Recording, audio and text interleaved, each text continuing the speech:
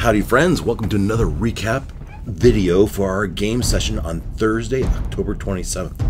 In that game of Dave's Imaginations presents Dark Queen Ascension, The Fallen. Our heroes deal with raiding frost giants, and we finally get some resolution between Ruckus, Christiana, and Constable Jessup.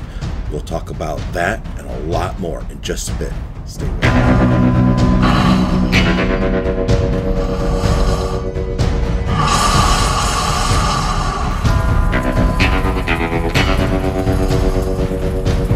So, frost giants have invaded Gundbarg, and our heroes rush in to confront the challenge. A couple of frost giants fall before three of them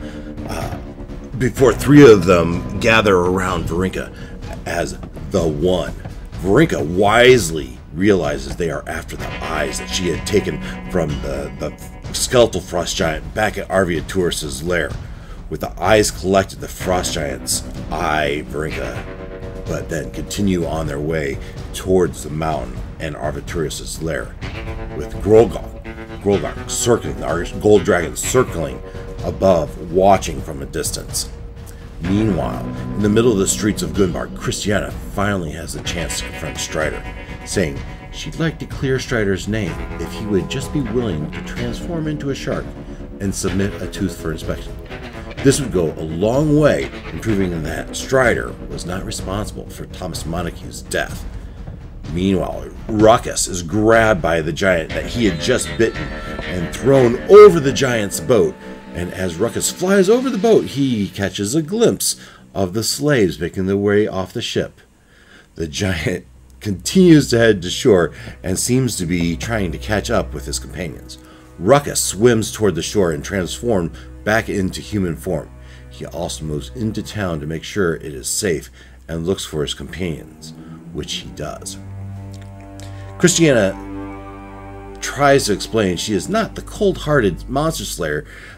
She is an investigator and looks to find resolution to unfortunate circumstances. The death of Thomas Montague is one such circumstance, and she is looking to understand what exactly happened and bring it to resolution so the town and the family might be at peace. Christiana has Strider convinced until Ruckus states not to trust her, that she has tried to poison him. And Christiana rebukes this, saying she was not trying to poison Ruckus, but she needed to test a suspicion that turned out to be true. Christiana tells Ruckus that she might be able to help him, that the organization that she belongs to, this Order of the Blood, has experience in dealing with lycanthropy and may be able to help him. But Ruckus, needs to admit that he has a problem. Ruckus no longer trusts Christiana, but warily agrees to explain his story to Constable Jessup, but not until tomorrow. Ruckus will speak to the constable only after they deal with the giants and after they finish their business in Gundbarg.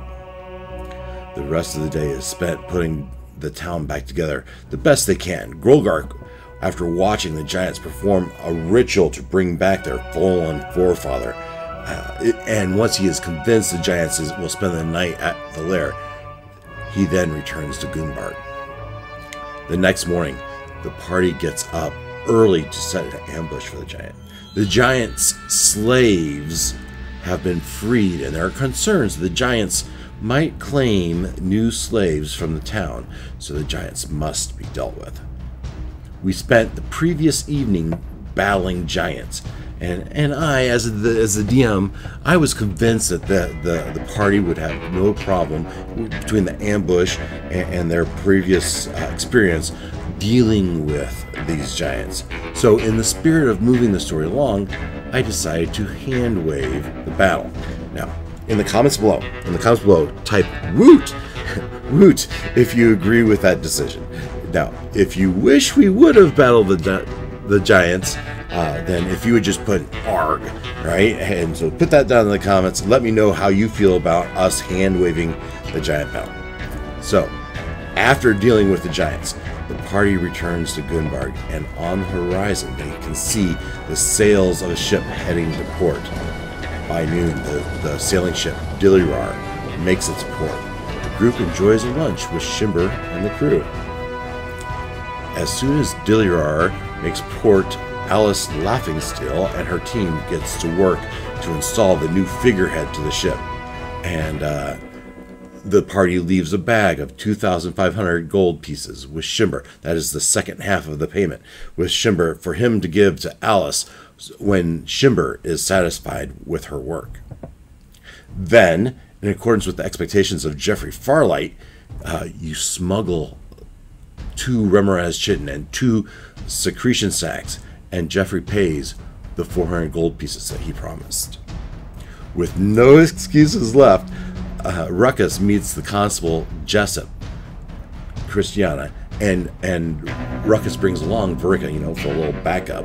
Ruckus has the excess guards that were also in the building step outside, and then he begins his confession. And I have to say to Glenn, Glenn did a great job role playing, and it really was a heartfelt confession. You'd have to go back to the video to watch it. Confession of his condition and how and why he took the life of Thomas Montague. Christiana affirms that her organization can help with Ruckus's condition and that she will take him into custody. Jessup makes Christiana promise that Ruckus will never return to the island before he hands her a bag of 1,000 gold pieces as her payment. The previous night, the team had snuck the Hordebreaker, their submarine, closer to port and tethered it to the Giant's vessel. Now, our party boarded the Viking ship, and through an extravagant show of power, and the ship seemingly magically pulled away from port. The group journeyed 7 days to Port Lass. At Port Lass, they presented the hill giant Dilliwar, the namesake of their ship. They presented Dilliwar with the Viking ship that was created and designed for giants, and asked her to sign that our heroes are the official owners of the sailing vessel that is named Dilliwar.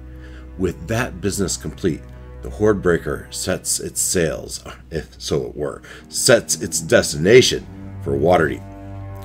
It would take a sailing ship 14 days to get from Port Lass to Waterdeep, but the Hordebreaker is not a sailing ship, and without a boat weighing it down, the submarine, we decide, travels twice as fast, so it would take just 7 days to get to Waterdeep. During this journey, it was stated that Olak would work on Minnie and Strider would devote time to herbalism. During this time, Macath brings a stark warning to Gloin, stating that Waterdeep has wards against dragons, and if he were to transform into a dragon, it would bring great discomfort. Gloin, in return, asks that what effects the Drakhorn will have on him, and Macath states that it would be like catnip to a cat, and it seems to be less affecting to the metallic dragons. But in fairness, Macath admits she doesn't really know, as she's not a dragon. Now, the team is heading to Waterdeep, and Macath is insisting that they escort her to the Blackstaff Tower, where she can be left with her stuff. She informs them that the head wizard of the academy in Waterdeep is actually called the Blackstaff. It is the Blackstaff that told her the missions that she urges our team to partake. That is, to defeat Narrabane at the Misty Forest, and go to the Serpent Hills and secure the mask that Varam the White has reportedly lost. Now, Macath and Christiana have general knowledge of Waterdeep, and Narcath, the fellow barbarian, Narcath, will have knowledge of some knowledge of Xanathar's organization. But hey, if you made it this far, I'd like to say thanks for watching. But before you drop off, hit that like button, and in the comments below, please do let me know your thoughts on skipping the battle with the giants, either Woot or Arg. Put it down in the comments if you would, please. Then I'll give you, as a bonus incentive, I'll give you 1d4 to any roll during your next game if you can tell me, if you would leave in the comments, just tell me a picture that I added to this video that was created using AI. All right, you leave that the name of a picture created by AI in the comments below, and if you do, then I'll add 1d4 to any roll. I'll give you a d4 that you can use to add to any roll. It'd be attack, saving throw, or even damage that this d4 can be used for. So put the name of a picture in the comments below. Finally, it's my intention to produce a separate video on everything you need to know about Waterdeep.